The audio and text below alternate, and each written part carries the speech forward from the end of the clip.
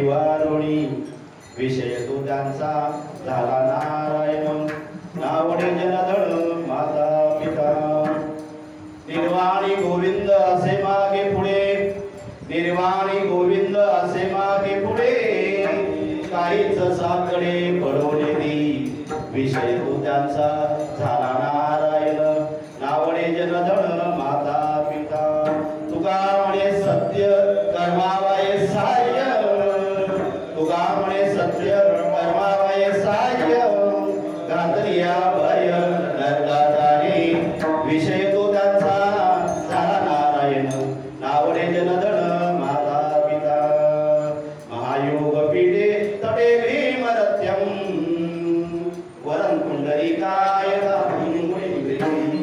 समागत तिष्ठन्त आनंद कंदम परब्रह्मलिंगम वदे पांडुरंगम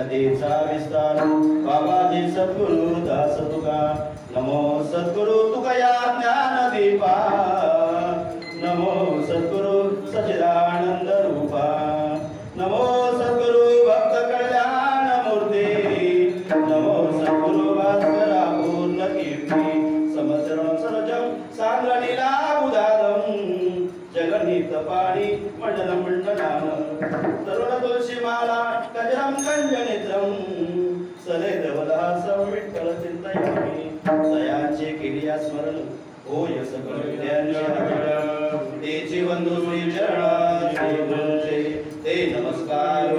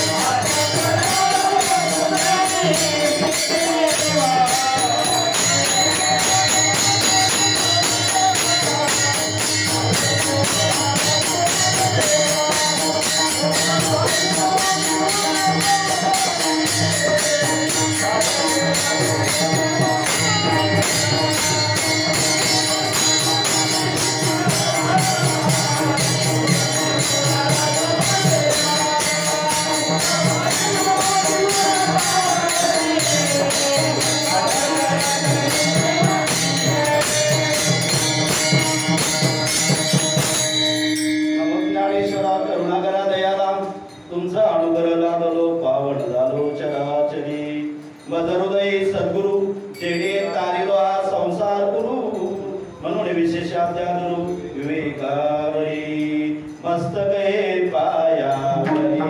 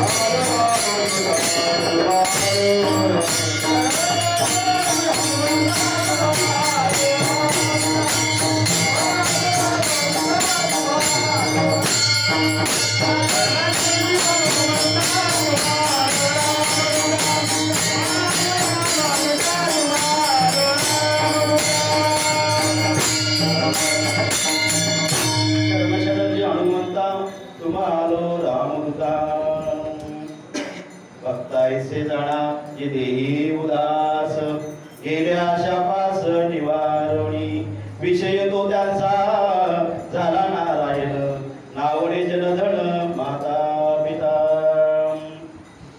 प्रिय संत प्रस्तुत प्राप्त प्रसंगी सेवेसाठी घेतलेला अभंग देहू निवासी जगतवंदनीय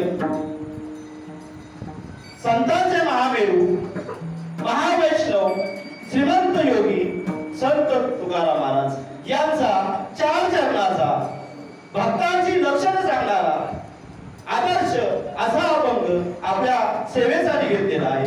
विठ्ठल विठ्ठल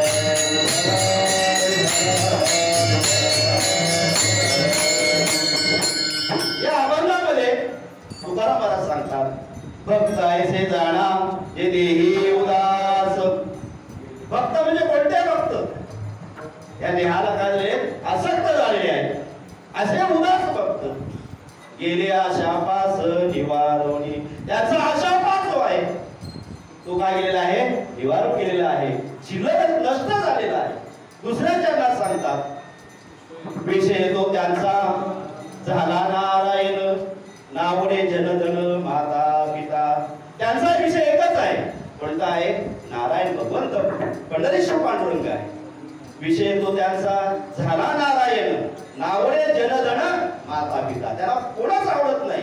जन म्हणजे कोण लोक धन म्हणजे संपत्ती आणि माता पिता हे सुद्धा आवडत नाही. त्याचा एकच ध्यास कोणता आहे नारायण आहे. तिसऱ्या चरणात सांगतात निर्वाणी गोविंद असे मागे पुढे काहीच साकडे पडवणे दे. अरे या भक्तांचा निर्वाण करणारा मागे आणि पुढे तोच आहे. म्हणून निर्वाण गोविंद असे मागे पुढे काहीच साकडे पडवणे दे. आणि शेवटच्या चरणात सांगतात तुका म्हणे सत्य कर्मामय साह्य घातली अभय नरका जाणे.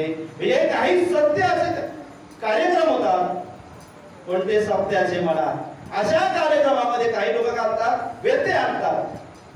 बरोबर आहे सगळीकडे हे कलियुग आहे म्हणून अशा लोकांना त्या पुढे जगेतल्या जाताना नाही नरकात गेल्याशिवाय राहणार नाही. विठ्ठल विठ्ठल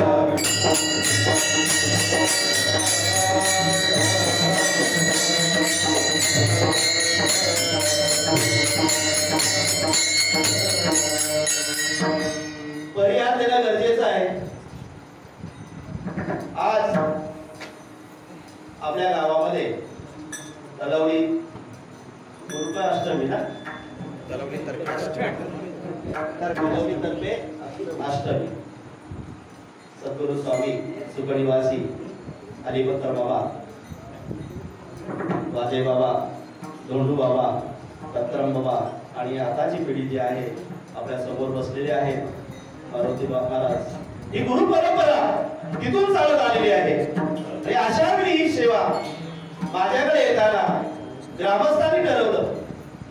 सर महाराजांनी मला फोन केलं शुक्रवारी, सर आम्हाला सेवा पाहिजे. काय घ्या तुम्ही, काय द्या, काय घ्या तर तुम्ही काय द्या, प्रत्युत्तर मी त्यांना असं केलं. खूप आम्ही दोघं एकमेकांशी हसत बसलो. का आमचा संवाद असल्यामुळं ग्रामस्थ देतील ते आम्हाला श्रीफळ दिला तरी चालेल. का आम्ही काय कीर्तनकार नाही. तुमच्या समोर एक तुमच्यासारखा साधक इथे उभा आहे, फक्त नारदाच्या गादीवर आहे. अशा त्यांनी फोन केला आणि मी सांगितलं सेवा तयार आहे. ग्रामस्थांचं आणि महाराजांचं सेवा मिळाल्याबद्दल मी ऋणी आहे. आज इथे जी परंपरा जी चालू आहे, मी महाराजांना विचारायचा परिचय मला थोडं द्या. पूर्वी परंपरा चालत कुठून आलेली आहे त्यांनाही माहिती नाही. किती वर्ष सप्ताह चालू आहे तुम्हाला तरी माहिती आहे का? बाबांना माहिती नाही तर तुम्हाला काय माहिती आहे सांगा. जुनी जाणकर माणसं असते त्यांना माहिती असेल कुठून सेवा सुरू झाली. पूर्वी आपल्या प्रत्येक गावामध्ये मारुतीरायाचं मंदिर होतं. श्रीरामाचं मंदिर नसेल पण त्याच्या भक्ताचं मंदिर प्रत्येक गावात गावाच्या वेशीवर होतं. अशा वेळी प्रत्येक गावामध्ये ढोल वाजवायचा. ढोल या श्रावण महिन्यातच, बरोबर आहे. श्रावण महिना म्हणजे गवतावर लोळणं. श्रावण महिना म्हणजे गवतावर लोळणं. आणि या श्रावण महिन्यामध्ये सगळे हिंदूंचे सण काय होतात सुरू होतात. विठ्ठल विठ्ठल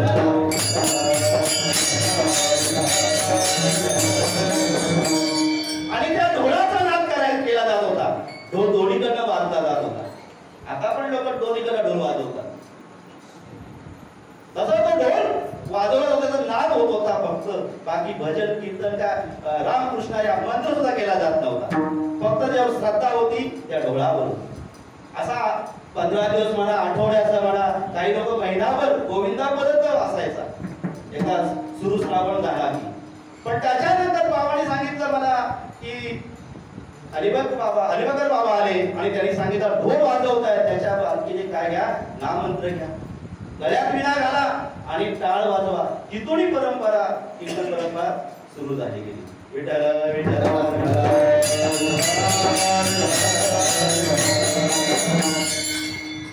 सांगायचं तात्पर्य एवढंच. या भंगामध्ये तुकाराम महाराज सांगतात भक्त ऐसे जाणार. तर भक्त कोणते भक्त? आता आपण पाहतो अनेक साधू संत निर्माण झालेत. पण ते कसे आहेत? वरंगी झालेत. वरंगी आतून नाही, वरंगी झालेले आहेत. म्हणजे असा पोशाख करतात की भक्ताला बोलवल्याशिवाय राहत नाही. सगळे भक्त आमच्याकडे हवेत पण ते कसे असतात? स्वार्थी असतात. काही साधू संत जे आहेत त्यांची कधी प्रसिद्धी नसते. जे प्रसिद्धी देत नाहीत ते शेवटपर्यंत टिकतात. तसे हरिभक्त बाबा आजपर्यंत त्यांचा संप्रदाय टिकून आहे.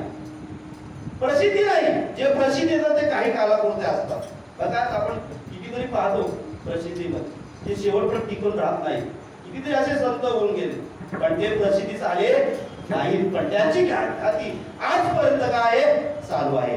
पण ज्ञानेश्वरी हा ग्रंथ पहिला गीता होती. गीता संस्कृत मध्ये होती. सामान्य लोकांना कळणार नाही. 700 श्लोकांचा कशामध्ये? ज्ञानेश्वरी मध्ये 9000 ओळ्यांमध्ये त्याचा उल्लेख केला. परंतु ज्ञानेश्वरी सामान्य माणसाला समजणार नाही. परत त्याचा हरिपाठामध्ये 27 अभंगामध्ये सारांश केला. सांगायचं मला तात्पर्य एवढंच की ज्ञानेश्वरी रोजच्या रोज पूर्ण करता येणार नाही पण हरिपाठ आपण रोजच्या रोज पूर्ण करू शकतो. विठ्ठल विठ्ठल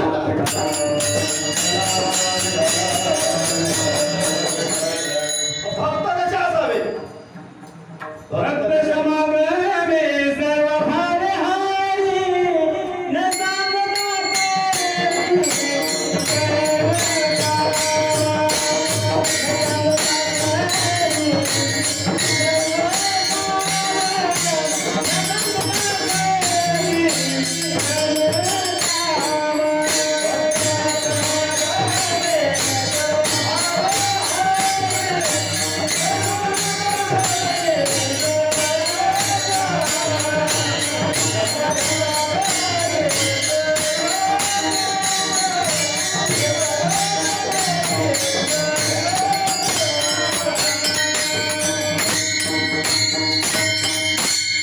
भक्तांचं काम करणारा कोण आहे तो प्रभू परमात्मा आहे. पण त्यासाठी काय पाहिजे आपल्याकडे भाव पाहिजे. भाव कसा पाहिजे? शुद्ध भाव पाहिजे. प्रेम असेल तर भक्ती कळेल. भक्ती झाली तर काय मिळेल? मुक्ती मिळेल. पले विद शक्ती ओढून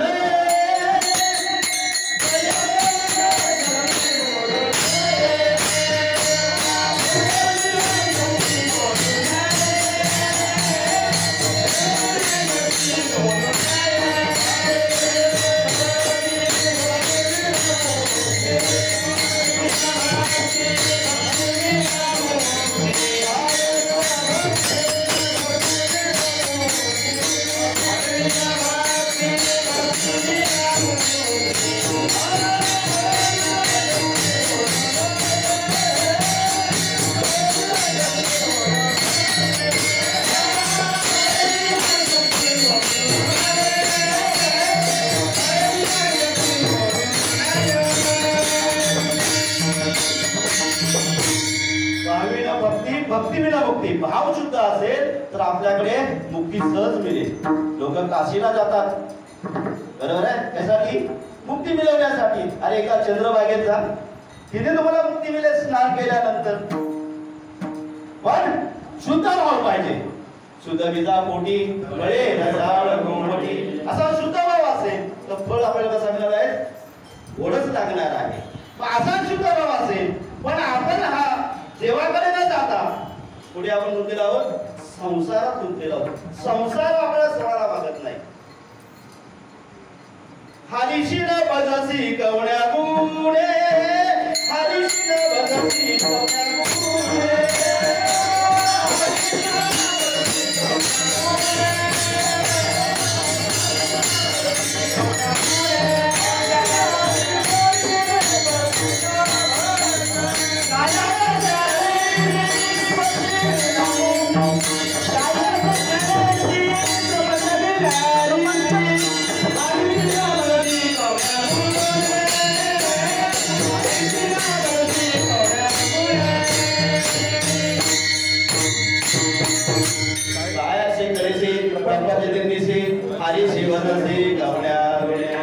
आपण त्या प्रभू परमात्म्याला भजत नाही का? संसारात गुंतलेलो आहोत. हा संसार आपल्याला मागे घेतोय. विषय जे आहेत या 5 विषयामध्ये आपण काय झालेलो आहोत? रंगून गेलेलो आहोत. विषय सुटत नाही. विषय सोडण्यासाठी आपल्याला काय करायला पाहिजे? ते हरीला भजायला पाहिजे. तरच आपण त्यातून का हो मुक्ती मिळेल. त्यातून मुक्ती मिळणार नाही. मग एक शेटाणीने होती.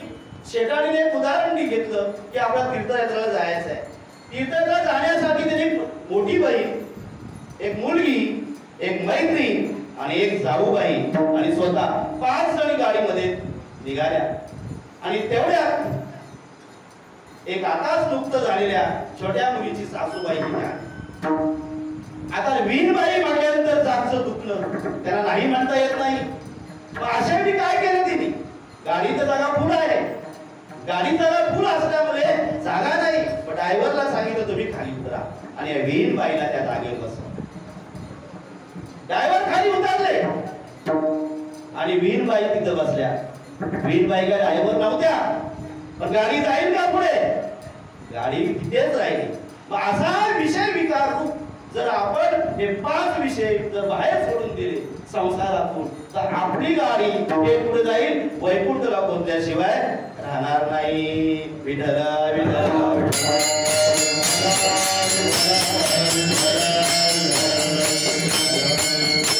भाषण आपण काय करायला पाहिजे? देव हा आपण एक करून घ्यायला पाहिजे. आपुला तो एक देव करून यावा.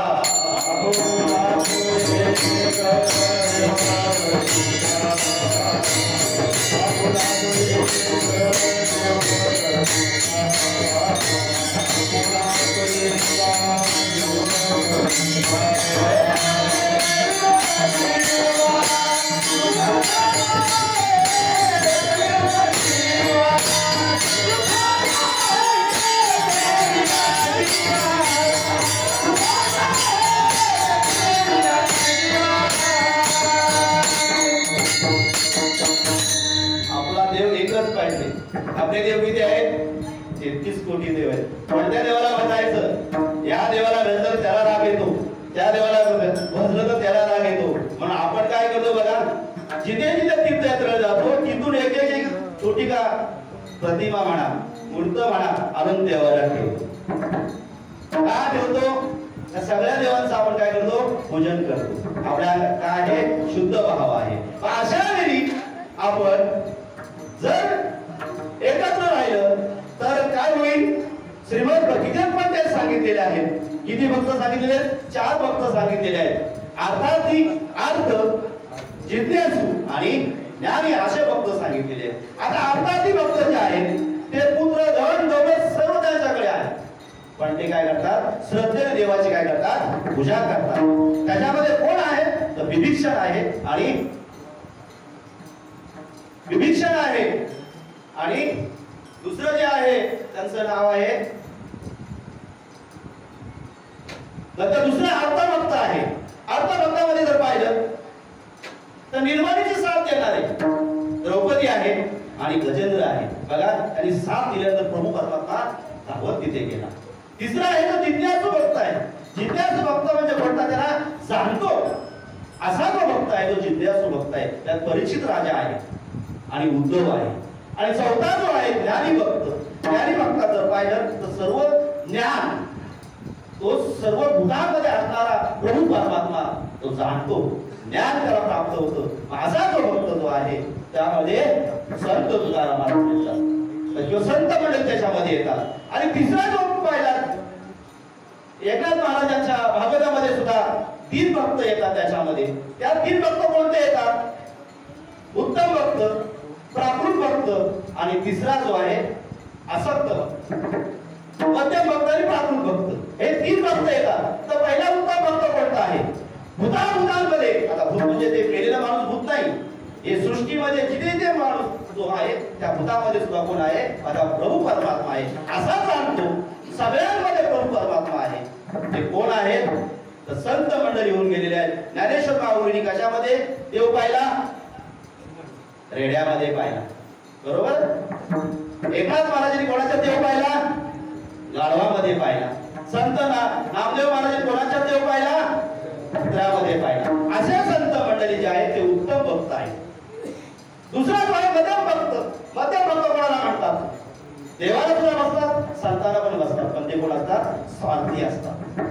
असे ते भक्त मध्यम भक्त आपल्या भक्ताला तुच्छ मानतात, श्रेष्ठ आणि कनिष्ठ हा भेदभाव करतात, त्यांना मध्यम भक्त म्हणतात. आणि शेवटचा आहे तो प्राकृत भक्त जो आहे त्या प्राकृत भक्तामध्ये जो पाषाणाची पूजा करतो, दगडाची नाही, पाषाणाची पूजा करतो. पाषाण वेगळं आणि दगड वेगळं याची पूजा करतो. ते भक्त जे आहेत ते जीवित म्हणजे सजीव जे आहेत संत त्यांना सुद्धा मानत नाही. त्यांना काय म्हणतात? प्राकृत भक्तांना. विठ्ठल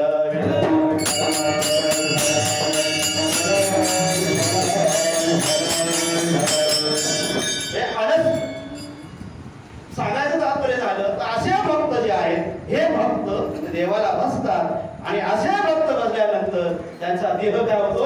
उदास होतो. हे अभंगाच्या पहिल्याच्या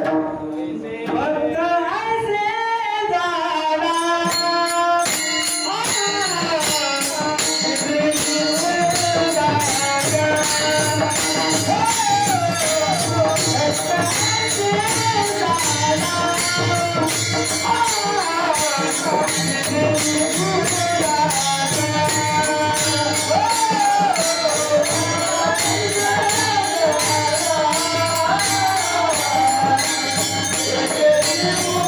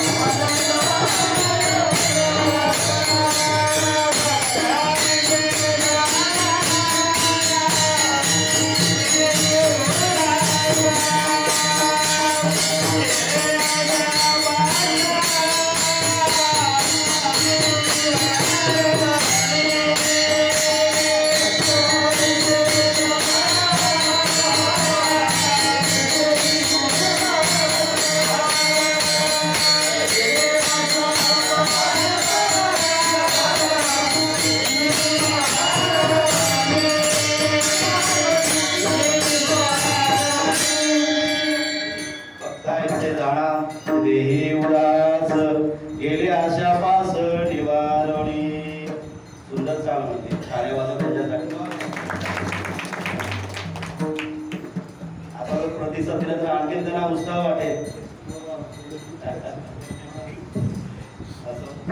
भक्त ऐसे जाणारे देही उदास गेले आशा पास निवारणी. कोणते भक्त? तर ऐसे भक्त म्हटलेलं आहे.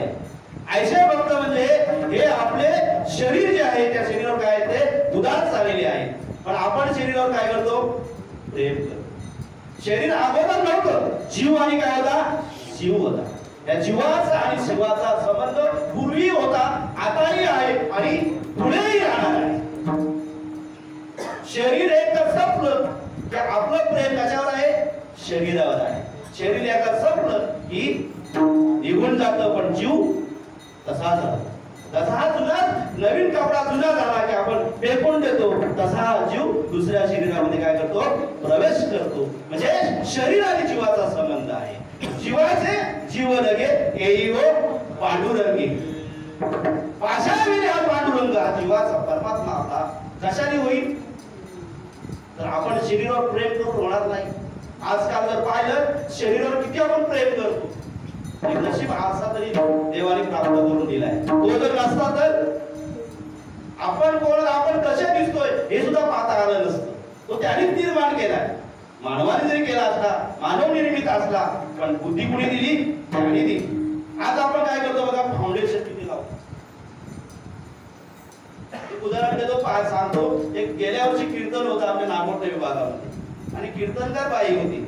फाउंडेशन एवढं लावलं होतं घाम आला पण ते रुमालाने पुसता येत नव्हतं. का? तर ते फाउंडेशन जाईल.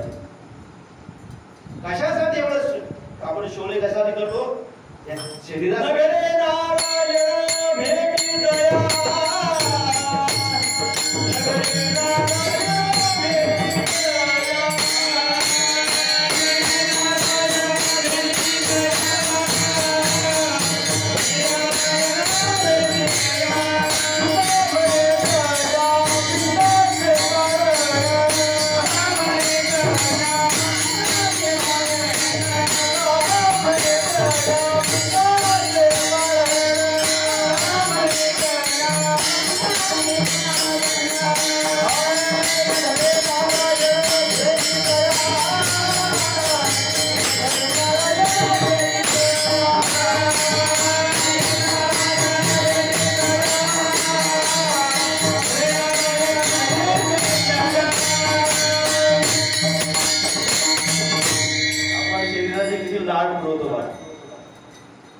शाळेत मुली येतात त्यांना लिपस्टिक लावतात, पावडर लावतात. ऑफ पिरियड असला की लगेच बालबजारावर पावडर लावण्याला लिपस्टिक लावतात. कशासाठी? पण कपाळाला काय नाही?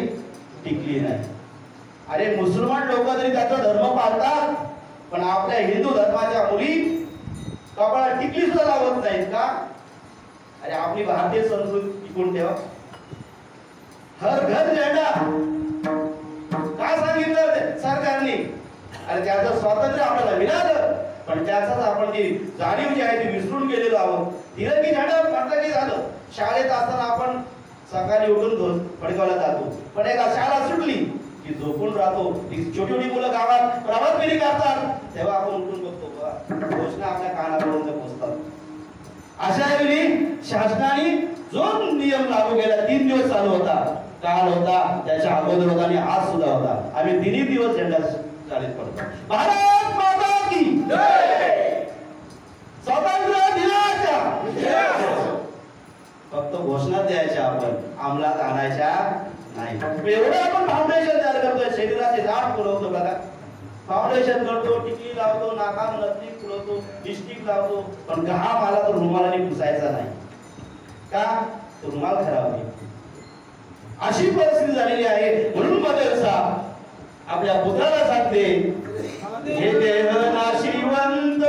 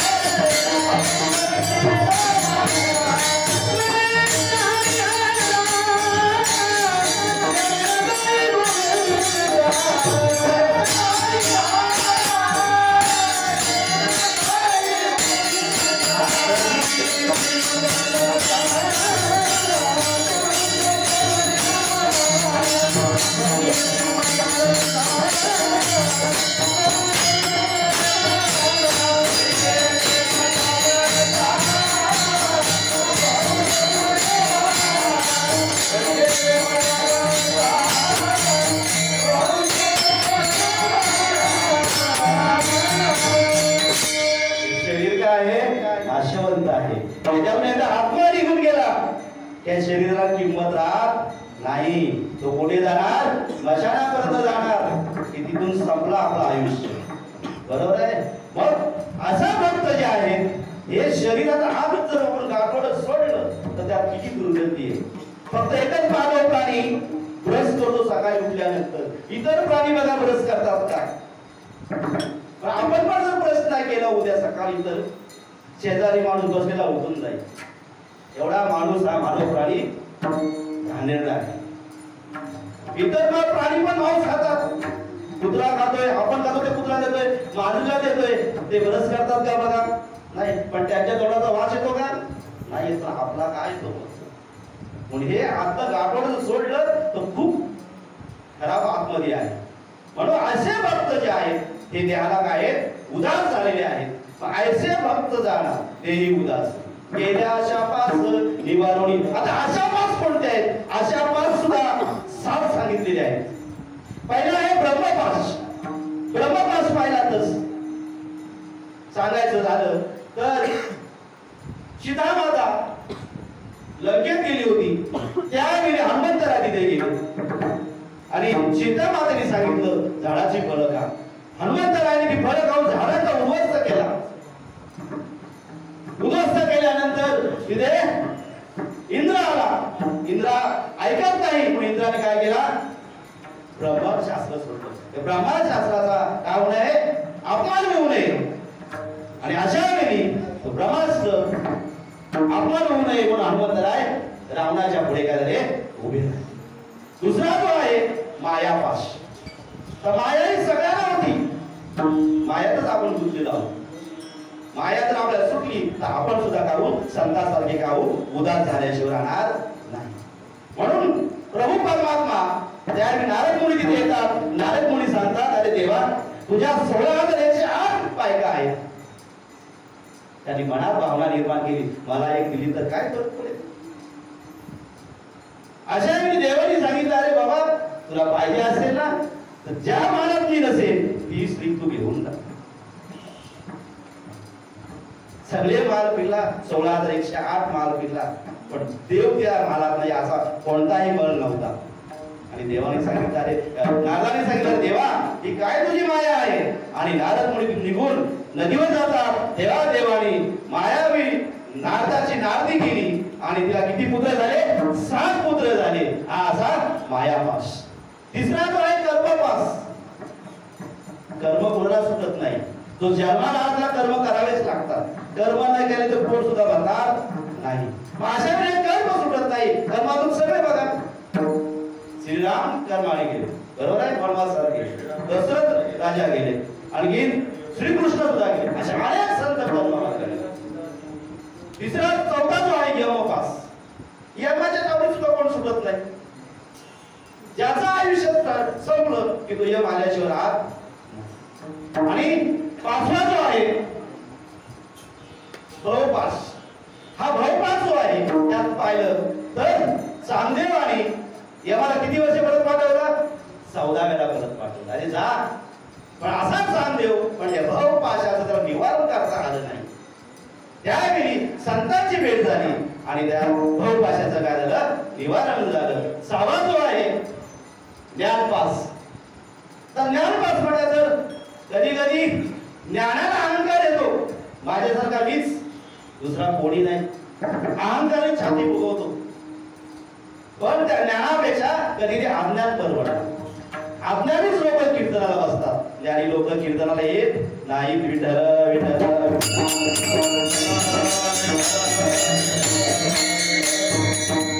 आणि शेवटचा जो आहे तो आशापास. सगळ्यांना आशापास. आशा बघा आशा कशी आहे. ज्यावेळी प्रभू रामचंद्र, सीतामाता आणि लक्ष्मण भैया पुढे गेले, 14 वर्षे वनवासाला गेले. वनवासाला गेल्यानंतर सीता मातेला कशाची? मूळ कांचनाची आशा. हरदा सुवर्ण हात मला पाहिजे. आणि प्रभू रामचंद्र त्या सुवर्णाच्या मागे गेले आणि इकडे सीतेला येऊन कोण गेला? रावण लंकेत घेऊन गेला. जर सुवर्ण त्या हरणाची जर तिला आशा लागली नसती तर रामायण घडलं असतं का? विठ्ठल विठ्ठल. असे आशापास आहेत. हे 7 आशापास म्हणजे भक्तायसे जाणा जे देही उदास गेले आशापास निवारणी. आशापास निवारण करायचं असेल, आशा कोणाला नाही सांगा. याला 100 रुपये दिले त्याला 1000 रुपये मिळायची लगेच आशा लागते. लॉटरी 100 ची लागली तर लगेच दुसरा तिकीट काढतो. सर्व सुखाची आशा जन्म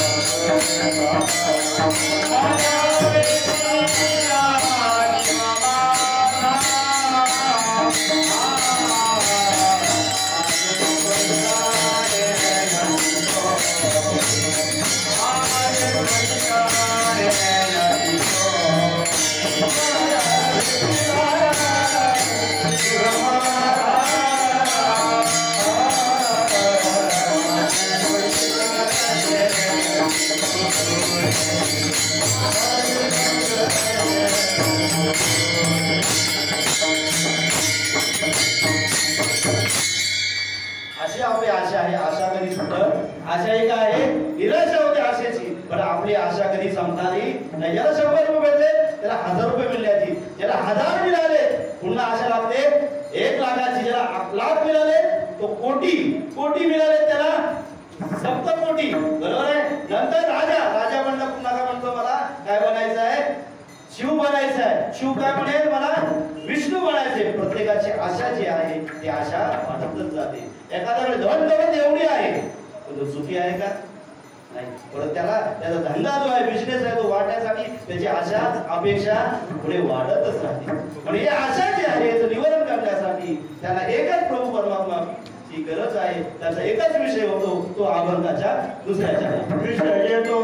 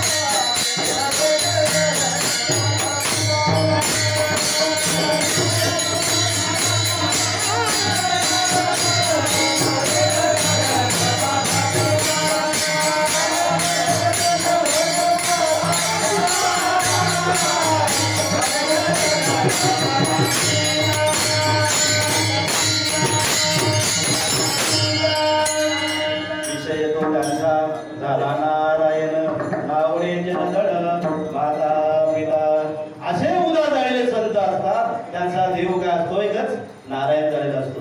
विषय समी काढल्याला असक्त झालेले असतात. त्यांचे विषय सुटलेले असतात. एक दृष्टांत देतो आणि पुढे जातो. एक साधू महात्मा एका गावामध्ये येतो. एक साधू महात्मा एका गावामध्ये येतो. आल्यानंतर एका गावाच्या वेशीवर मंदिर असतं. झाडलोट केली जाते, साफसफाई करतो, स्नान करतो आणि हातामध्ये कटोरं घेऊन प्रत्येकाच्या दारामध्ये भिक्षा मागायला जातो. आणि माधुगिरी मागत असताना त्या भजनामध्ये दंग असतो आणि त्याचा पोशाख झालेला असतो.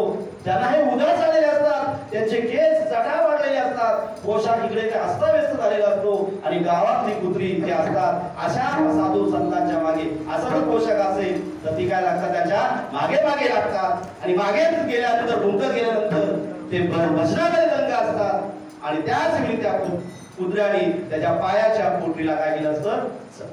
चावला जातो आणि त्यातून रक्त असा गळगळ असा बाहेर येतो आणि बाहेर आल्यानंतर तो साधू जो असतो तो त्याच्या भजनाचा दंग असतो, त्याला काही झालेलं नाही असं वाटतं. त्याच वेळी तिथे असणारी गावातली मुलं खेळत असतात. ती विचारतात, या साधू बाबाला आवाज येतात, साधू बाबा तुम्हाला कुत्रा चावलेला आहे.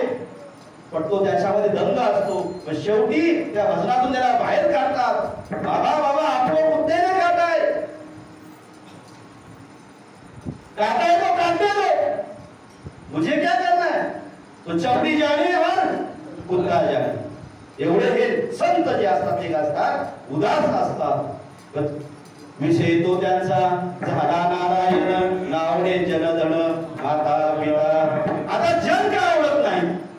अशा लोकांना जन म्हणजे लोक काय आवडत नाही? लोक सुद्धा बघा हा असा ते सर असे आले, असा कीर्तन करून गेले, बरोबरच काय केला, चांगलाच केला, नावं ठेवणारी असतात.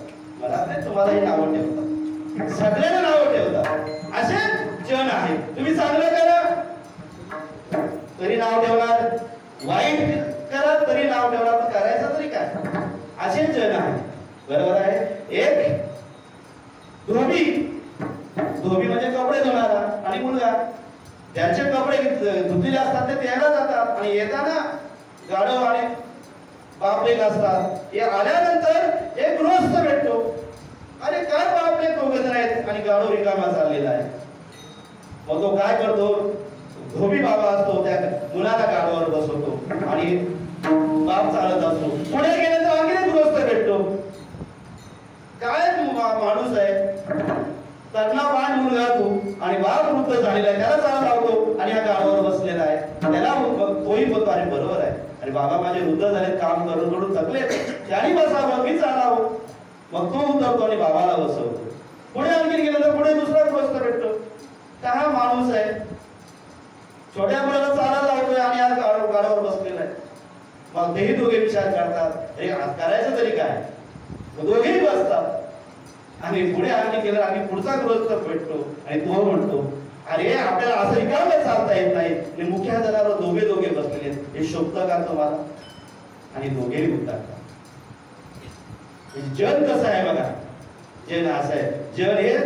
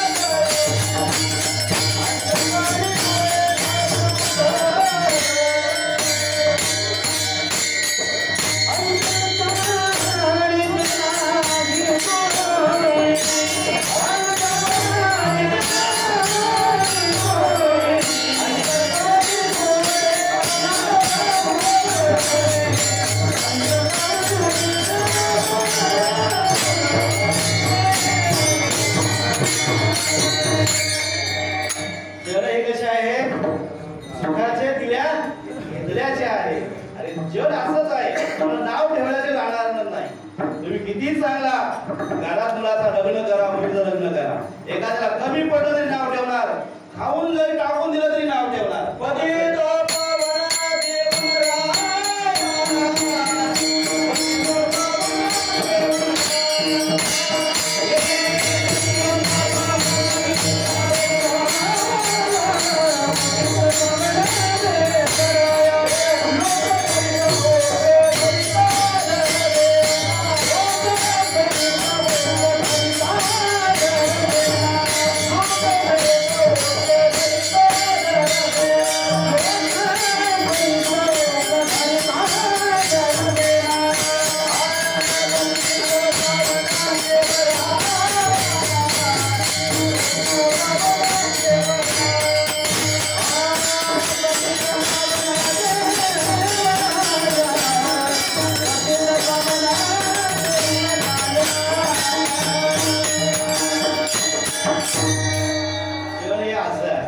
आपण पण त्यातले जाऊ. विठ्ठल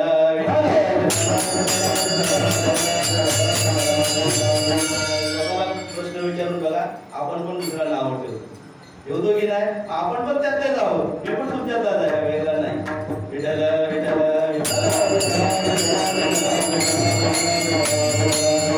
विषय आहेत. हे विषय सुद्धा 5 विषय आहेत, बरोबर आहे. शब्द, स्पर्श, रूप, रस आणि गंध, हे 5 शब्द जे आहेत, 5 विषय जे आहेत, हे आपल्याला सुटत नाही. एक राजा आणि राणी असते, हे निपुत्रिक असतात, त्याला खूप वर्ष मूळवान नसतो आणि मूळवान नसल्यामुळं त्याने आपला उत्तराधिकारी निवडण्यासाठी एक सभा भरली जाते आणि मग सांगितलं जातं की आम्हाला या पाडव्याच्या दिवशी जो कोण भेटेल, या विषयात 5 विषयात सुटून जो आम्हाला भेटेल, तो या राजाचा होईल, राजा होईल. आणि त्याप्रमाणे नियोजन केलं आणि नियोजन केल्यानंतर सांगितलं गेलं, तिथे सर्वजण पाडव्याच्या दिवशी सकाळी 8ला हजर झाले आणि आत येण्यासाठी त्यांनी विचारलं, आतमध्ये 5 घेण्यासाठी एंट्री आहे का? 5 मोफत आहे, पण हे काय आहे, आज जायचं, फक्त वेळेची काय आहे, मर्यादा आहे. वेळ संपली की तुम्हाला तिथून बाहेर निघावं लागेल. अशा वेळी सर्वजण आत शिरले आज शिकल्यानंतर 5 मठ राजाने तयार केले होते आणि 6वा त्यांच्यासाठी होता. 5 मठ तयार केले गेले आणि 5 विषय होते आणि 5 विषयाचे पहिला जो मल होता या मालामध्ये गेल्यानंतर संगीत, मृदुंग, बरोबर आहे, असे अनेक संगीत होते. असे विषयासक्त काही संगीत त्यात गुंतले गेले. तिथून काय केले, त्या दुसऱ्या मालामध्ये गेले. दुसरा जो माल होता तो कपड्यांचा होता, अलंकाराचा होता, शौकीन लोकांचा होता. त्यात गुंतून राहिले. काही लोक तिसऱ्या मालमध्ये गेले. तिसऱ्या मालामध्ये जर पाहिलं तर गाड्या, उषा अशा ठिकाणी दोनले तिथे त्यात गुंतून गेले. चौथ्या मालामध्ये गेले. चौथ्या मालामध्ये गेल्यानंतर तिथे हॉटेल होतं आणि हॉटेलमध्ये खाणं कसं असतं तुम्हाला माहिती, जे आपण घरी खात नाही. एखाद्याचा वाढदिवस असतो की आपण कुठे जातो, हॉटेलात जातो का एक दिवस वेगळं खावं. तसं तिथे गेले आणि वेगवेगळा असा स्वाद घेतला गेला. त्यात तिथे रंगून राहिले गेले. आणि 5व्या मालात काही लोक गेले. त्या 5व्या मालामध्ये पाहिलं तसा सुगंधी असा द्रव्य आणि अत्तर अशात ते गुंतून गेले आणि तिथेच राहिले गेले. आणि एक असा माणूस त्यातून निघून गेला. 5ही माल फिरला गेला आणि 6व्या मालामध्ये राजा राणी होता, त्याला जाऊन भेटला गेला. मला सांगायचं तात्पर्य एवढंच आहे, हे 5 विषय म्हणजे कोण आहेत, 5 विषय जे आहेत ते 5 विषय जर पाहिलं ते आपल्याला काय करतात, नष्ट करून टाकतात. आणि हे 5 विषय तो देव, राजा जो आहे तो देव होता आणि आयुष्य जो आहे 5 आहे तो आयुष्य आहे आणि चक्र होता तो कोण होता, यम होता. अशा तरी या देव सुद्धा आवडत नाही, जग आवडत नाही, धन सुद्धा आवडत नाही. धन कोणतं असेल बघा, आपल्याला धनासाठी आपण मागे मागे फिरतो. 24 तास सांगितलं रात्रभर भजन करूया, सकाळी आपल्याला इथं सोन्याच्या मोहराचा एक हा मिळेल, हंडा मिळेल. आपण रात्रभर भजन करू, पण मिळेल का? पण आशा आपली त्याच्याकडे आहे, बरोबर आहे. असे धन संपत्ती आहे, पण धन सुद्धा या संतांना आवडत नाही. तिसरं जो पुढचा जन, धन आणि माता, माता सुद्धा आवडत नाही. प्रभूचंद रामचंद्र, सीता माता आणि लक्ष्मणच्या वनवासाला निघाली, पुन्हा मुलं निघाली, बोला कैकेयी मुलं निघाली. कैकेयी माता सुद्धा या भरताला देवापासून काय केलं, दूर केलं गेलं. म्हणून त्या भरताला ती माता सुद्धा नावडती झाली, बरोबर आहे. माता आणि पिता कोण आहे, तर राक्षसाच्या पोटी जन्माला कोण आला, बोला प्रल्हाद जन्माला आला. प्रल्हादाला सुद्धा जन्मल्यापासून परमात्म्याची काय होती, आस होती, भाव होतं, प्रेम होतं, सतत त्याचं भजन करत होतं. त्या राक्षसाला म्हणजे हिरण्यकशिपूला ते आवडत नव्हतं. किती प्रसंग केले त्याला मारण्यासाठी, बरोबर आहे, पण त्याला मारलं गेलं का, देवाने अवतार घेतला आणि नृसिंहाचा अवतार घेऊन त्याला संपवलं गेलं. म्हणजे त्याला माता, प्रल्हादाला पिता सुद्धा आवडलं नाही. जन, धन, माता आणि पिता हे सुद्धा या संतांना काय आवडत नाही. असे संत होऊन गेले. त्याच्या मागे पुढे कोण असतो, प्रभू परमात्मा असतो. तो अभंगाच्या मागे गोविंद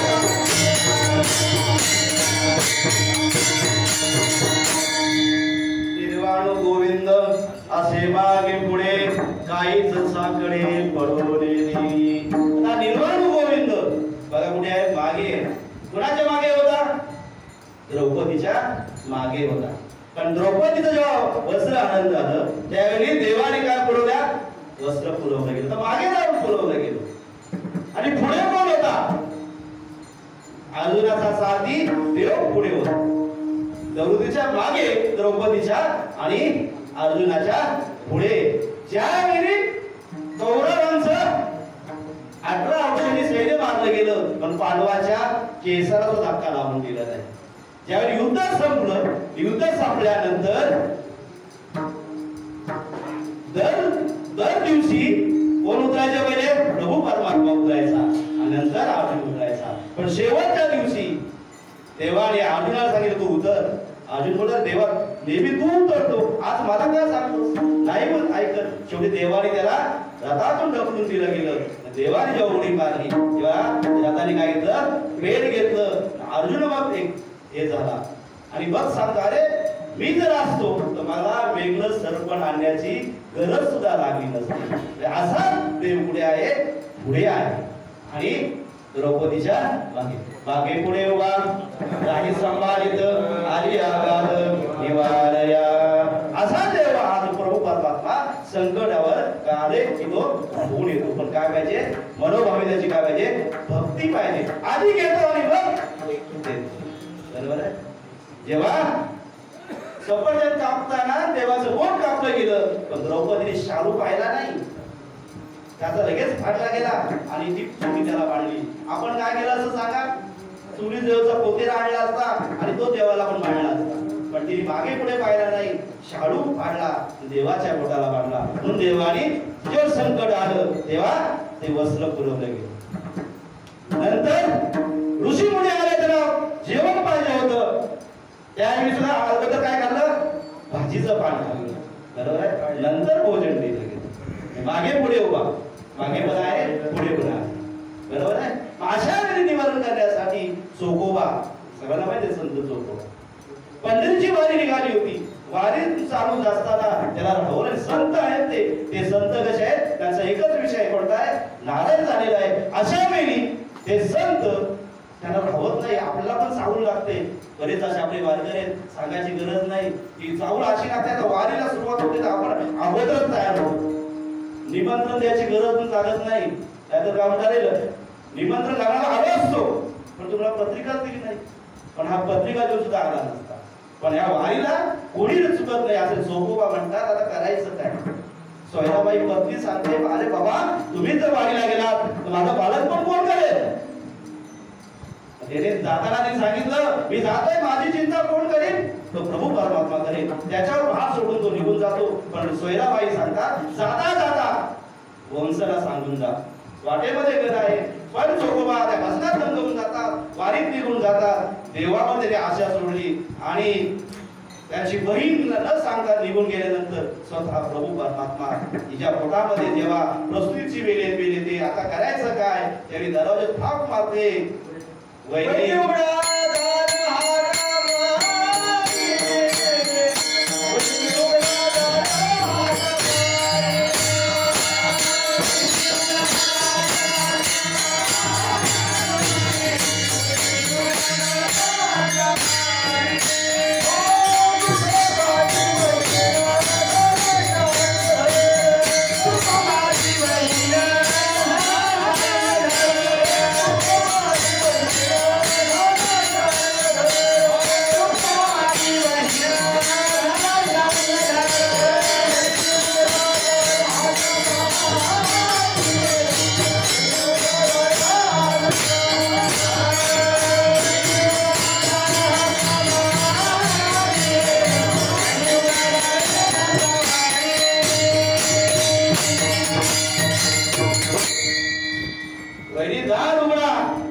आणि सोयराबाईला वाटलं माझी वंश आली. वंश काय म्हणतात? वंश म्हणतो. आणि ती वंश आल्यानंतर हिलाही आनंद झाला. वैरी दार उघडा म्हणाला, आता माझं बाळण पण होईल. मला आता टेन्शन राहिलं नाही. आणि अशा वेळी ती वंश नेता कोण आला होता? प्रभू परमात्मा आला होता. आणि त्याप्रमाणे सर्व तिचं बाळण पण केलं. बाळाला नाव घातलं, गंध टीका लावला गेला. आणि तिने सुद्धा आपल्या वंशाला सांगून सगळं काम करायला लावलं गेलं. तुला काय माहिती प्रभू परमात्मा आहे. आणि जेव्हा चोखोबा वारी करून येतात आणि माझं बाळपण सगळं ते निघूनच जाते. शेवटी प्रभू परमात्मा असतो. आल्या आल्या पाहत होतं काय? बाळ आहे, बरोबर आहे ना? त्याचं निवारण करणारा कोण आहे? म्हणजे मागे पुढे उभा नाही सांभाळीत की निवारण गोविंदू असे मागे पुढे काहीच साकडे पडत असं सगळं ते देवाला घातलं गेलं. आणि प्रभू परमात्म्याचं आपण एकदा सर्वांनी काय करूया? भजन करूया. विठोबा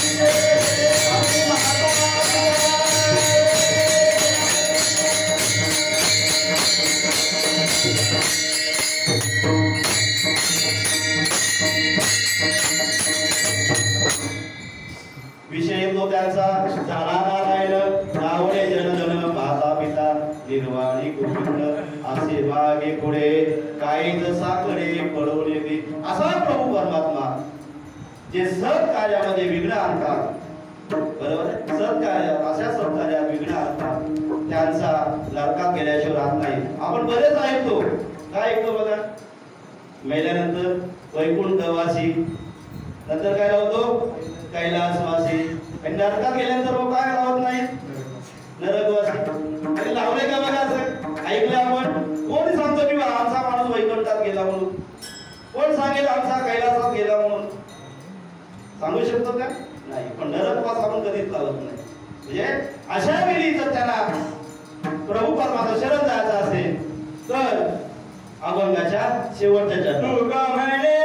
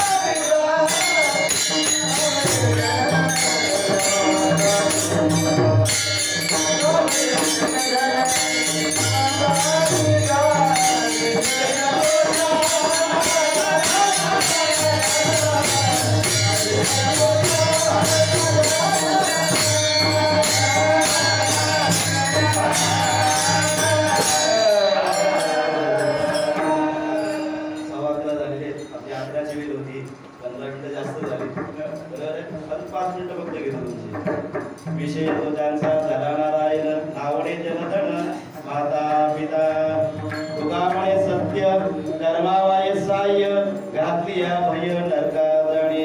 काही कसं सत करायला अडचणी येतात त्यावेळी तीन प्रकारचे लोक येतात, सात्विक, तामसिक आणि राजसिक असे तीन प्रकारचे लोक असतात. सात्विक म्हटल्यानंतर आपण सगळे सात्विकच आहोत म्हणून इथे बसलोय. त्यांना सात्विक लोकांना काय आवडतो? देव आवडतो. बरोबर आहे. सात्विक लोक हे सत कार्य करत असतात, अन्नदान करत असतात, त्याला सात्विक लोक म्हणतात. आता तामसिक लोक कोणते आहेत? तामस गुणाचे असतात. जसं आपण अन्न खाऊ तसं काही तसे गुण प्राप्त होतात. अशा गुण तसेच असतात. आपण म्हणतो की आगरी समाजी लोक तामस गुणाची का जास्त लगेच चिडतात, कारण ते अन्न तसं खातात. ते सात्विक अन्न असतं त्यांच्याकडे नसतं, कमी प्रमाणात असतं. त्यांचं आपलं म्हणणं ते पूर्ण आठवडा जातो, पण त्यांच्याकडे रोजचाच चालूच असतो. अशा वेळी सात्विक गुण त्यांच्याकडे, तामसिक गुण त्यांच्याकडे जास्त प्राप्त होतात. आणि राजसिक म्हटल्यानंतर बघा दोन्ही प्रकारचे असतात त्यांच्याकडे. असे बघू तुका म्हणे सत्य कर्मावयसाय घातली भय नरकात. जसे आपण कर्म करू तसे नरकात गेल्याशिवाय राहणार नाही. आता वैकुंठात नाही आणि बोला कैलासात नाही, पुढे जाऊ आपण नरकात जाऊ. कर्म करताना कसे करा, चांगले करा. असे काही कर्म आपण करताना आपल्या कसे म्हणतात आपण न कळत घडतात, ते आपल्याला कळत नाही, त्याचे संपूर्ण पाप आपल्याला. इथे चित्रगुप्त बसलेला आहे कशासाठी? चित्रगुप्त आहे, तो दिसत नाही, उजव्या खांद्यावर बसलाय ना बाबा. तो आपल्या प्रत्येकाच्या खांद्यावर बसलाय उजव्या, आणि तो पाप होय. तुम्ही काय कर्म करताना किती चुकतोय आपण. म्हणून तुका म्हणे सत्य कर्मावयसाय घातली भय नरका जाणे. विषय तो त्यांचा झाला नारायण, नावडे जनधन माता पिता विठ्ठल विठ्ठल विठ्ठल.